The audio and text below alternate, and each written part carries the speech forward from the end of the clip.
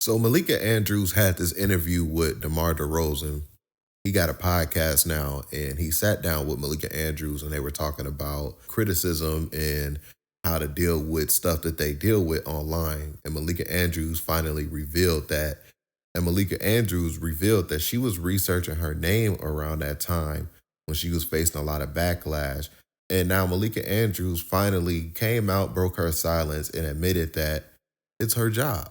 So is she throwing ESPN under the bus, or is she trying to take accountability? So let's check out this clip of Malika Andrews breaking her silence on slandering Black NBA players. Here's the clip right here. And no one is meant to know that much about what people think of them. Right. And I've gotten much better at not looking. There was a time in which I would search my name, this, that, and the other. I've quit that, but it doesn't mean you don't feel it. I have no idea how you do it with the amount of people. But I think if I feel that, I can only imagine how that feels for you and how you deal with that. A lose-lose in a sense. I mean, I hope that, like, I try very hard to make it so that the things that I've experienced, I try to keep that in mind when I'm talking about players, right? I try to have that empathy For sure. and understand that I have a job to do, but also understand, like, I'm not here to play gotcha. For sure. I say to, you've heard me say this before, I always say, I want to be two things. I want to be accurate and I want to be fair. For sure, yep. And if I'm not one of those two things, you might not always like me, but this is my number, please call me. And people have called and they've said that. And I say that oftentimes to before, especially before I'm talking to folks about something that is sensitive or tough, because these things come up. And it is hurtful. Like, I think that's okay to say sometimes. It hurts. Even, it doesn't matter if it is someone who is credible or someone with a big platform, or if it's someone in their mom's basement just firing off a post.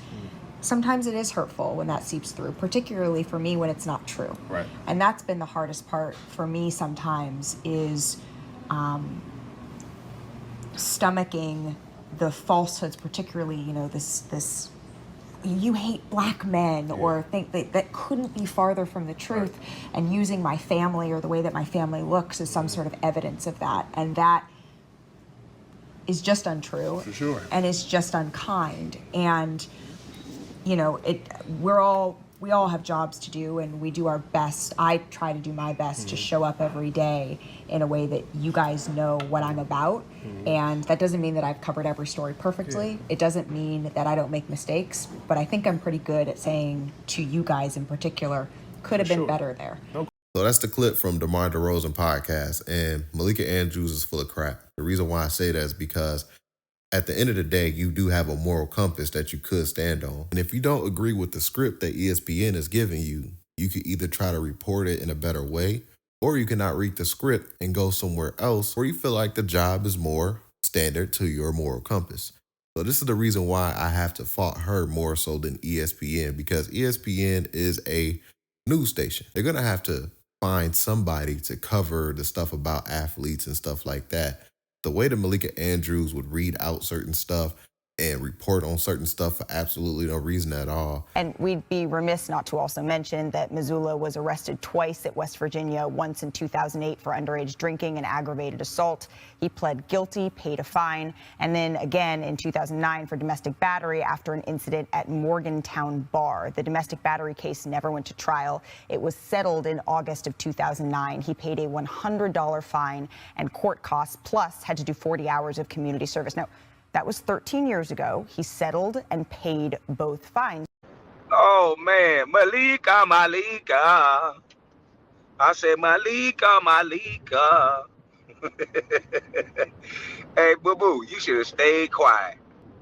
When you spoke about all the other Black players, when you got backlash from talking about that young brother doing the draft, in his shining moment, you brought up a situation. This ain't have nothing to do with this young man. He wasn't guilty of anything. But yet and still, you brought that up during his draft moment. And guess what you said happened? Guess why you said you did it, ma'am? You said, I did it because I was doing my job.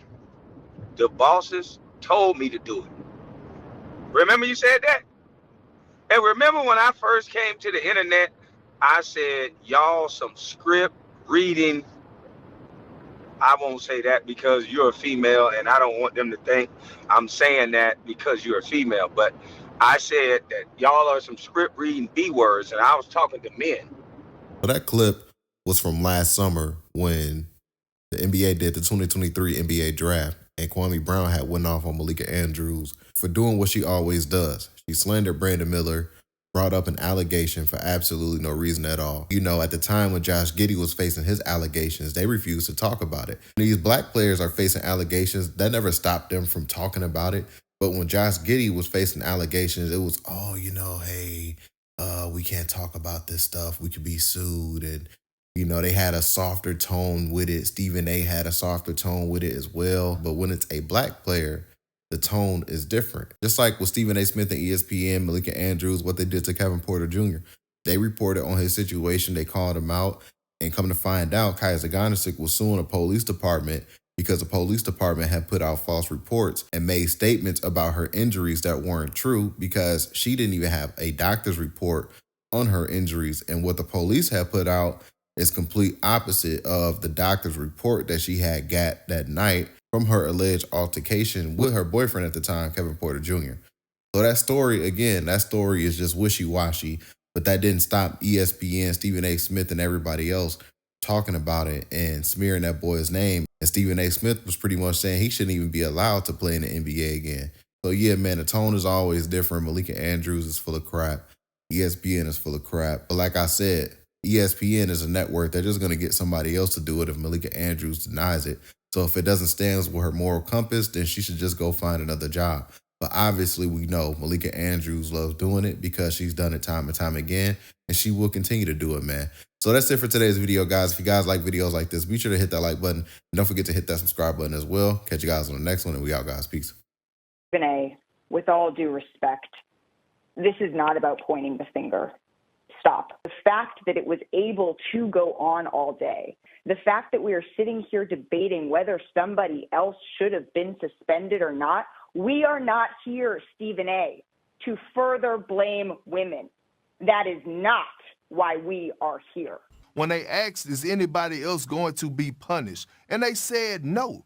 And my whole thing is this, right? These are some of the facts that have been out. These are some facts that I know that, you know, this relationship, one of these relationships that was had with Ime Udoka and one of these women, it was consensual, meaning that this woman actually played a part in it too. So my thing is, yes, Ime Udoka was wrong. We get that. His punishment, he deserved that, and whatever else follows, I hate it for him, but he put himself in this position.